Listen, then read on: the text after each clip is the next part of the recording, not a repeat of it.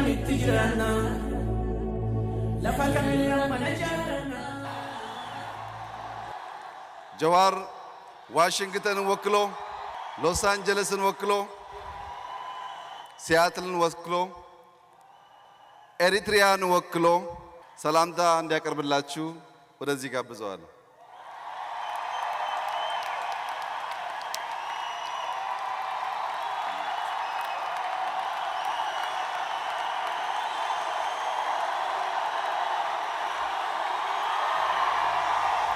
Kiyya ani Jawaar jechuun qoricha jechuudha jedhani qoricha Dirree Sheek Huseenii argamu gara namni waa hunda nama fayyisu qoricha eebba qabu kadu'aa qabu jedhani akkasina himan so ani qoricha jechuudha.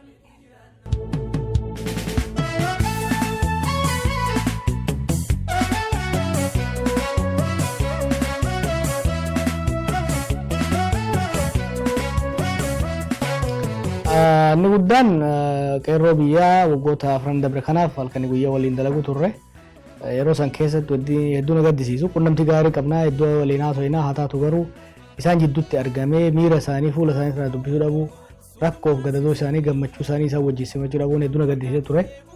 Amma garuu isaan jidduutti argamee isaaniin waliin haasayaa bal'oo fi rakkoo dhuftu maraa'uu isaan wajjin dura dhaabbachuudhaaf qophii guddaan qaba. Ijoollee arguu qeerroo sana arguudhaaf hawwii guddaa qaba. Bakka inni nan dhaqa jedhee hunda nan dhaqa. Yaa nagartu miilli qophaa'u jira. Miilli qophaa'u jira.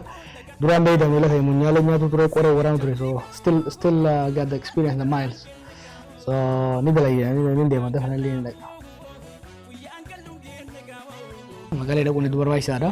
Yeroo ammaatti humni TPLF keessattuu isaan keessaa warri gariin badii adda addaa irratti hirmaachaa turan uummata Tigraay keessa dhokachaa kan jiranii achi keessa dhokatanii achirraa rakkoo tokko tokko uuman kan sodaan jedhamuu fi shakkii jedhamu waan jiruuf shakkii sanirra aanuudhaaf hojiin hojjetamuu qaba. Kanaaf keessattuu uummata Tigraayiif uummata Oromoo walitti fiduudha barbaachisa. Uummanni Tigraay fi uummata Oromoo waan wal godhan qabu diinummaan qabu. Qondaalota muraasa waan kana uume kana jijjiiruu qabna. OMN sadarkaa guddatti ijaaruudhaaf miidiyaa guddaa ijaaruudhaaf gama televiziyoonaan gama reediyoon gama gaazexaatiin ijaaruudhaaf qophii guddaa hawwii guddaan qaba. Already tiimni dura ga'ee jira.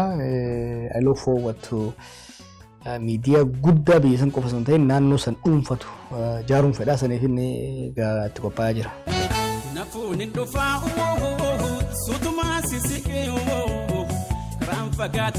Shankoora nyaachuun fedha garuu amma ilkaan kiyya irraa dhume ilkaan kiyya hedduu daandii yoo hin jiruu fi ilkaan biyya kanatti shankoora takka nyaati ilkaan nyaachuun waan hin danda'amneef waan nyaachuu danda'utti fakkaatu haa ta'u immoo yaaluun kiyya waan hin oolle.